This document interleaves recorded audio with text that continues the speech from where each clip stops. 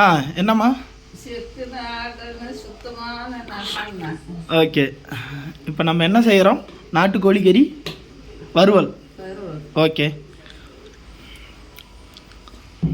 ஆ அடுத்து சொல்லி. ஆ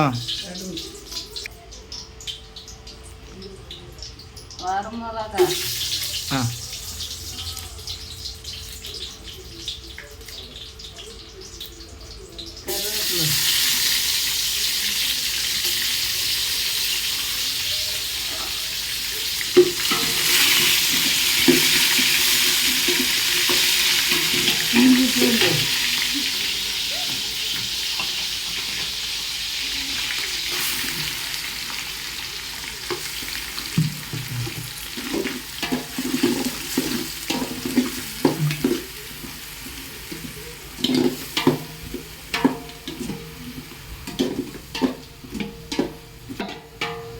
தேவையான அளவு வணக்கி கறி போடணும்.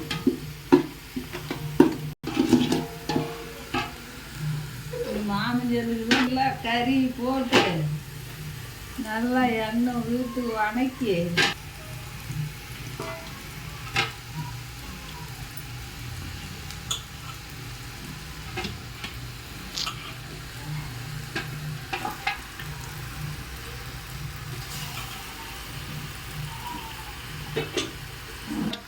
தேவையான அளவு உப்பு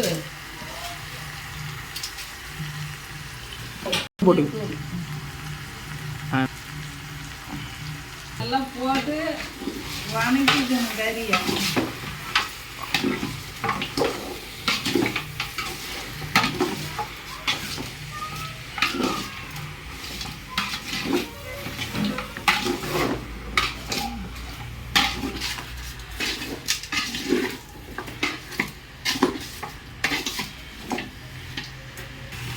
கோழிக்கறி வணக்கி விட்டதுக்கு அப்புறம் சிக்கன் மசாலா அரைச்சி போட்டு நல்லா போட்ட அப்புறம் நல்லா குடிச்சு விடணும்.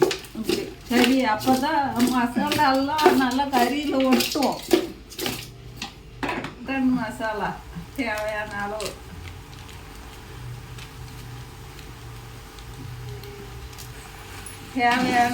மட்டன் மசாலா போட்டு நல்லா கிண்டி விடணும்.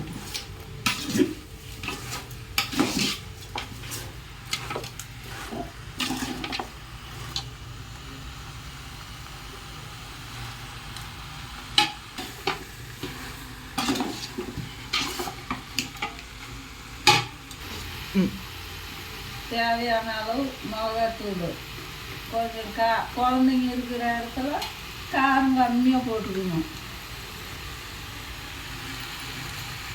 போட்டு வதக்கிக்கணும். மிளகாத்தூள் அதெல்லாம் போட்டு நல்லா இப்படி வதக்கி கொஞ்சம் தண்ணி ஊற்றணும். தேவையான அளவு 2 லிட்டர் தண்ணி ஊற்றி நல்லா வச்சு